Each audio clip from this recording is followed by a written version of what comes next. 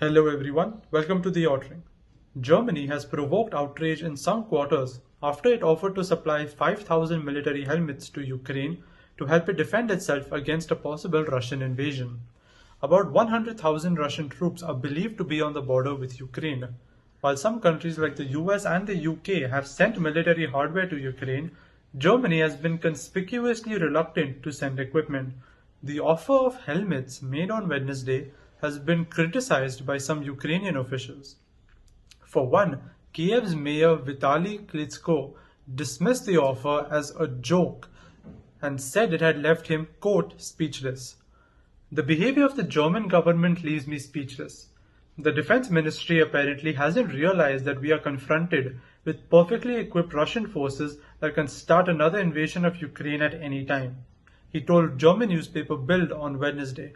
What kind of support will Germany send next? He asked. Pillows?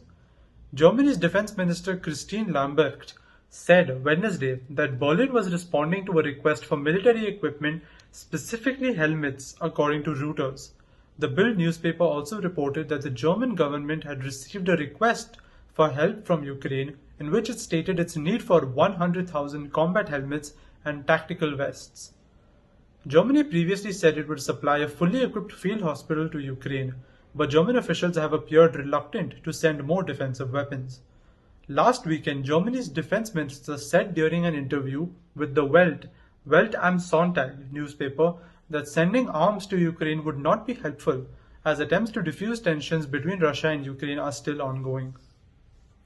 We are standing on Kiev's side. We have to do everything to de-escalate. Currently, arms deliveries would not be helpful in this respect.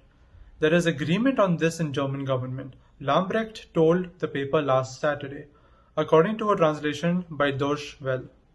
Her comments came after German Chancellor Olaf Scholz told a news conference last Friday that in recent years, Germany has not supported the export of lethal weapons, DW reported. In addition, Germany has reportedly blocked Baltic nation Estonia from providing German-origin military support to Ukraine, according to a report in the Wall Street Journal last Friday. Last week, Germany's new chancellor said that staying silent is not a sensible option after years of tension on Europe's doorstep. But while Germany and France may prefer to rely on crisis talks with Russia and Ukraine to try to avert a possible confrontation, NATO and the US are trying to arm Ukraine so it can defend itself without sending troops into the country. As Ukraine is not a member of the Western military alliance, the organization is not obliged to defend it. Nor is it a member of the European Union, though it aspires to be a member of both. But given Ukraine's position on the border of the EU, NATO allies are in the unenviable position of being somewhat bound to help Ukraine defend itself to counter an increasingly aggressive Russia, which wants to extend its influence in the former Soviet states like Ukraine and Belarus. Russia has already seized territory from Ukraine after its annexation of Crimea in 2014. It has also supported a pro-Russian uprising in eastern Ukraine and is widely believed to arm pro-Russian separatists in the Donbas region, although it has denied this. Given Russia's recent history of aggression towards Ukraine, many analysts believe that Russia is now looking for a pretext to invade. Western allies are not taking chances, and NATO has placed its forces on standby and reinforced its positions in Eastern Europe, with more ships and fighter jets being sent to the region. Meanwhile, the US has put thousands of troops on heightened alert, meaning that they are ready to be deployed to the region if the crisis escalates. The UK has sent Ukraine short-range anti-tank missiles and is reportedly considering sending hundreds more troops to the Eastern Europe to bolster NATO forces there, according to Sky News. On Tuesday, a US plane carrying around 300 Javelin anti-tank missiles, launchers and other military hardware landed in Kiev.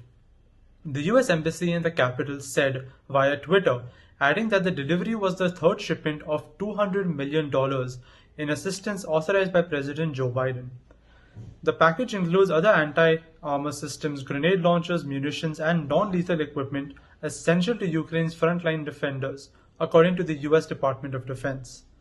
For its part, Russia has repeatedly said it does not plan to invade Ukraine, but it has asked NATO for legal assurances that Ukraine will never be admitted to the alliance, and it wants to see a rollback of NATO deployments in Eastern Europe, among other demands.